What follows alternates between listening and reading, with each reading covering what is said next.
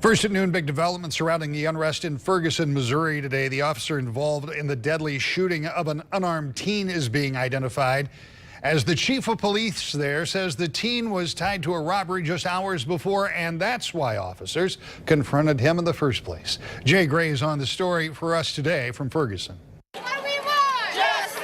It's been almost a week, but we now know it was Ferguson police officer Darren Wilson who shot and killed 18-year-old Michael Brown. Darren Wilson, he's been a police officer for 6 years, has had no disciplinary action taken against him.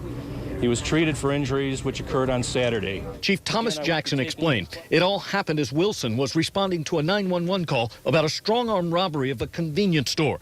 These are surveillance pictures of that robbery released by police.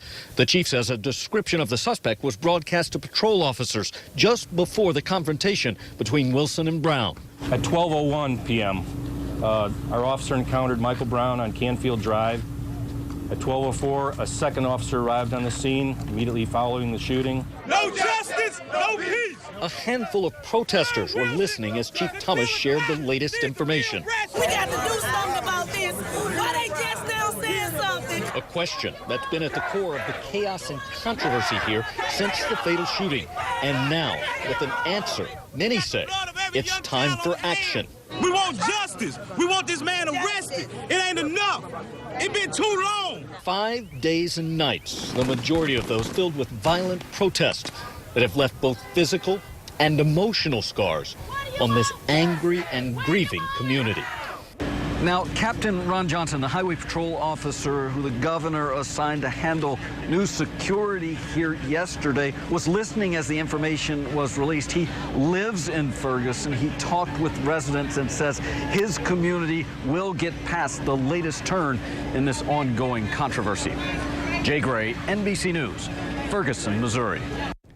We've all been watching this unrest, and it does spark the question, could violent protests like that happen here?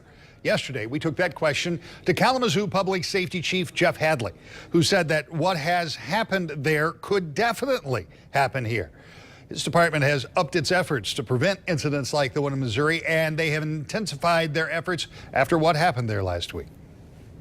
I think that is representative of how much race is an issue, specifically in law enforcement community relations. In my estimation, at the end of the day, that's what it's all about. Chief Hadley acknowledges the divide stems from a long history of mistrust and mistreatment, but he says it's all about building relationships, something he says they are working hard to do.